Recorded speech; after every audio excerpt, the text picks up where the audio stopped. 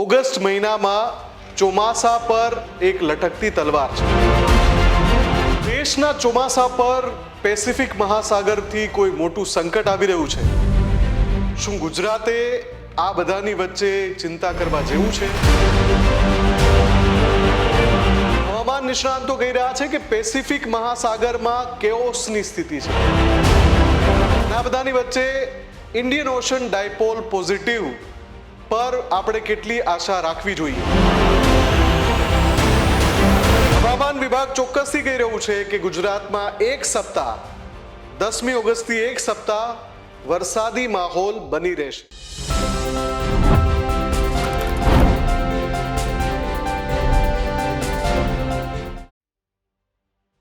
દેશના ચોમાસા પર પેસિફિક મહાસાગરથી કોઈ મોટું સંકટ આવી રહ્યું છે.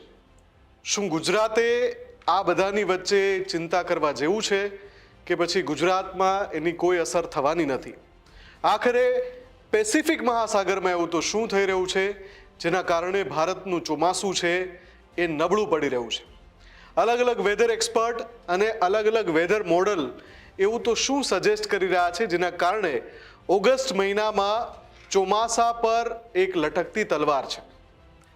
અને આ બધાની વચ્ચે ઇન્ડિયન ઓશન ડાયપોલ પોઝિટિવ પર આપણે કેટલી આશા રાખવી જોઈએ? આ બધા જ મુદ્દા છે, બધાની વાત કરવી છે. સૌથી પહેલાં મારે એક તાજી તસવીર પણ આપને બતાવી છે. એટલા માટે આની પહેલાં નાસાએ પણ એક તસવીર રિલીઝ કરી હતી જે સમયે ખૂબ વાયરલ થઈ હતી. નાસાએ જે તસવીર રિલીઝ કરી હતી એ અલ્નીનોને લગતી તસવીર હતી. પણ મારે જે અત્યારે તસવીર આપને બતાવી છે એ પેસિફિક મહાસાગરમાં મચેલા એક મોટા ઘમાસાણની તસવીર છે. અને અલગ અલગ વેધર મોડેલ દ્વારા, અલગ અલગ વેધર એજન્સી દ્વારા એ તસવીરને રિલીઝ કરવામાં આવી છે. એની પાછળનું કારણ શું છે? આખરે એવું તો શું છે કે પેસિફિક મહાસાગર ભારતની ચિંતા વધારી રહ્યો છે, અથવા તો ત્યાં એવા કયા પરિબળો છે જે ભારતની ચિંતા વધારી રહ્યા છે એની વાત કરીશું. નમસ્કાર, હું છું મુફદ્દલ કપાસી અને આપ જોઈ રહ્યા છો એડિટર્સ પોઈન્ટ વિથ MK.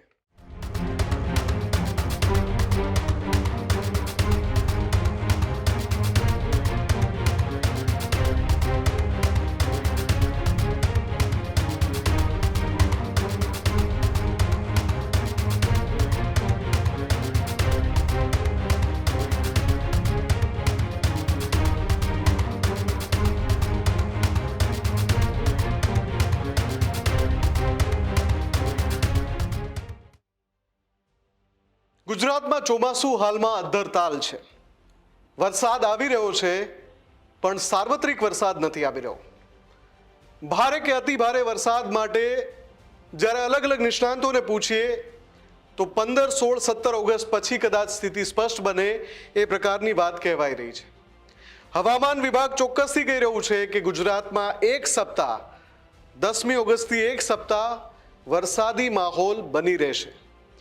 પણ બહુ ધ્યાનથી આ તસવીરો જોઈ લો જેમાં હવામાન વિભાગે કહ્યું છે કે છૂટો છવાયો વરસાદ પડશે, છૂટા છવાયા વિસ્તારમાં પડશે, વરસાદની માત્રા સામાન્ય કે મધ્યમ હશે.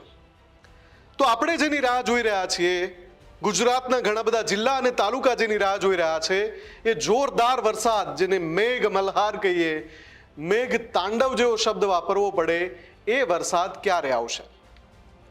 એ રાઉન્ડ ક્યારે શરૂ થશે કે જેમાં અનરાધાર વરસાદ વળે, અવિરત વરસાદ વરસે અને એ જે તે વિસ્તારને તરબોળ કરી દે કે જ્યાં આ વર્ષે વરસાદની અછત છે?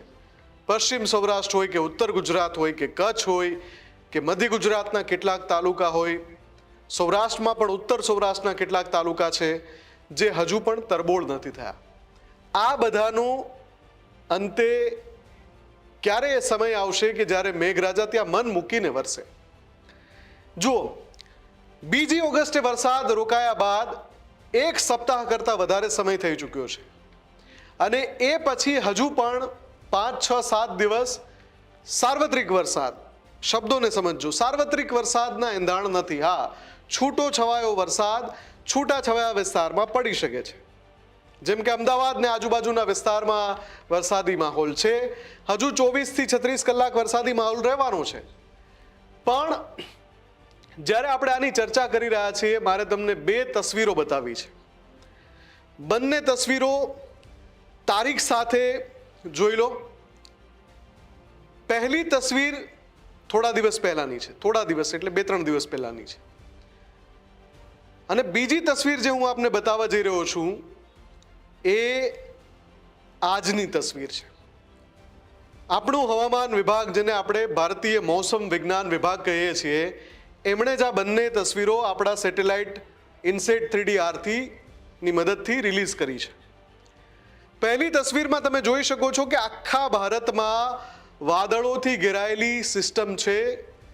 મોટા ભાગનો વિસ્તાર છે ભારતનો, મોટા ભાગના પ્રદેશો છે, એના ઉપર વાદળ ઘેરાયેલા જોવા મળી રહ્યા છે. પણ બીજી જે તસવીર આજની તસવીર છે 10મી ઓગસ્ટની, તમે એમાં ગુજરાત પાસે વાદળોનું એક મોટું ઝુમખું જોઈ શકશો, પણ બાકીના આખા ભારતના વાદળો ગયા ક્યાં? અચાનક એવું શું થયું? હું હંમેશાથી કહું છું કે દર 24-36 કલાકે વરસાદી સિસ્ટમ એનો ટ્રેક બદલે છે, હવામાન એનો જે મૂડ છે એ બદલે છે, અને ક્યારેક અચાનક વાદળો બંધાઈ જાય છે, ક્યારેક અચાનક વાદળો વિખેરાઈ જાય છે. આ બંને તસવીરોમાં થોડા દિવસનું અંતર હોવા છતાં અચાનક આખા ભારત પરથી વાદળો ક્યાં ગયા? વરસી ગયા? તો એનો જવાબ સીધી રીતે જોવા જઈએ તો ના છે. વરસી નથી ગયા, બધા વરસ્યા છે, પણ એ વાદળો, એ સિસ્ટમ છે એ વિખેરાઈ ગઈ છે. ને આવું કોણ કહી રહ્યું છે? અલગ અલગ 2 વેધર એજન્સીનો દાવો છે કે પેસિફિક મહાસાગરમાં જે પરિસ્થિતિ છે એ પરિસ્થિતિના કારણે અત્યારે જે સિસ્ટમ છે અથવા તો જે ચોમાસું છે ભારત પર સક્રિય ચોમાસું, જેને આપણે નૈઋત્યનું ચોમાસું કહીએ છીએ, એ નબળું પડી રહ્યું છે. મારે તમને તાજા તસવીર બતાવી છે પેસિફિક મહાસાગરની. એ તસવીર જોઈ લો. હવામાન નિષ્ણાંતો કહી રહ્યા છે કે પેસિફિક મહાસાગરમાં કેઓસની સ્થિતિ છે. કેઓસની સ્થિતિ એટલે કે અફડાતફડીનો માહોલ એટલા માટે છે, 5 એક્ટિવ ડિસ્ટર્બન્સ ત્યાં છે. એમાં સૌથી પહેલા ટાઇફૂન ડોલ્ફિન. આ જે ડોલ્ફિન નામનું વાવાઝોડું છે એ ચીન સહિત આસપાસના વિસ્તારોમાં તાંડવ મચાવી રહ્યું છે. એની તસવીરો જોઈને તમને એમ થાય કે આ કેટલું ખતરનાક ટાઇફૂન છે, કેટલું ખતરનાક વાવાઝોડું છે, એની અસર કેટલી બધી થઈ રહી છે, કેટલું નુકસાન થઈ રહ્યું છે. પણ એ જ્યારે વાવાઝોડું ત્યાં લેન્ડફોલ કરે છે ચીનમાં, એની સાથે સાથે એ ઘણા બધા વરસાદી પવનોને પણ ડિસ્ટર્બ કરે છે, આગળના પ્રદેશોને. વરસાદી પવન અથવા તો હવામાનમાં જે ભેજ હોય છે એને ડિસ્ટર્બ કરે છે, શોષી લે છે એ ભેજને. પેસિફિક મહાસાગરનો આ જે સિનારીઓ છે એ સિનારીઓ પણ ચોક્કસથી ચિંતા જન્માવનારો છે.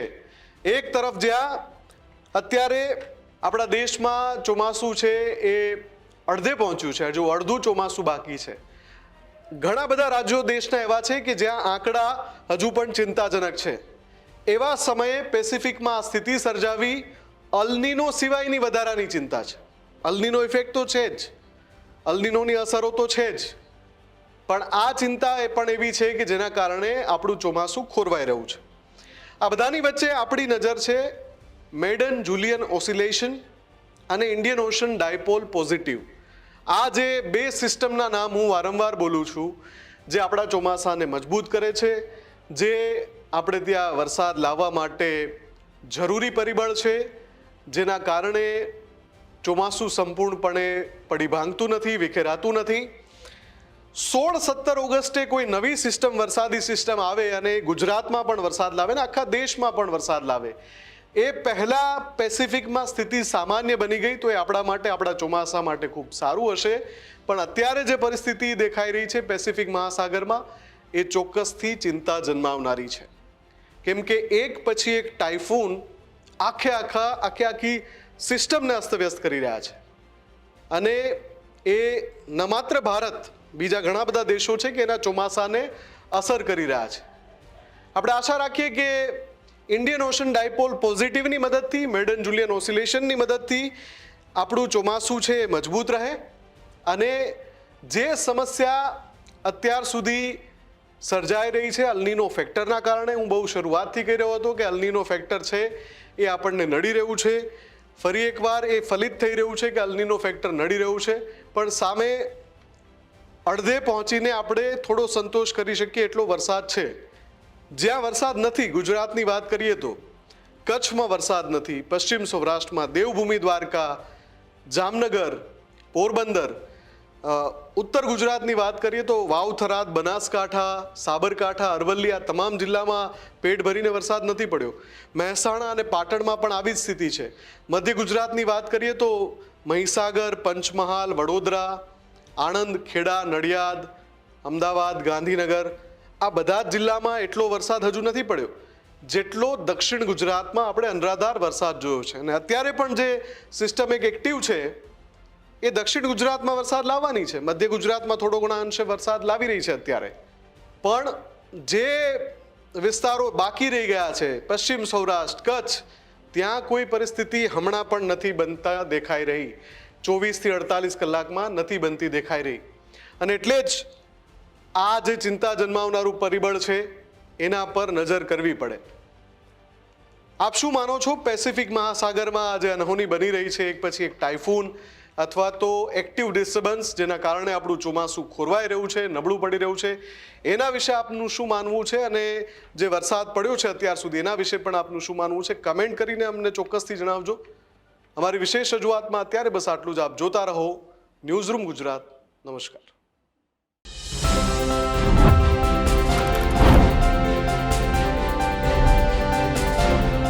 ખેડૂત ભાઈઓ છે ખેતરમાં ડ્રોન ઉડાવતા હોય છે ત્યારે આપણે એક પ્રશ્ન સતાવતો હોય છે કે જે આપણે અત્યાર સુધી જીપીએસ ટેકનોલોજીવાળા ડ્રોન વાપર્યા છે, જેથી કરીને મોબાઈલ ટાવર છે અથવા તો હાઈ ટેન્શન લાઇન પસાર થતી હોય, કોઈ વૃક્ષો હોય, ત્યારે જે જીપીએસ ટેકનોલોજીવાળા ડ્રોન છે એમાં ટકરાય અને ટ્રેસ થાય છે. પણ એગ્રીઓન લાવ્યું છે જીએનએસએસ ટેકનોલોજી ડ્રોન, જેથી કરીને એ ડ્રોન છે એ કોઈ જગ્યાએ ટકરાય નહીં, પોતાની રીતે જ ડિસિઝન લે છે અને મૂવ થઈ જાય છે, જેથી કરીને જીએનએસએસ ટેકનોલોજી ડ્રોન છે એ વાપરવાનો આગ્રહ રાખો.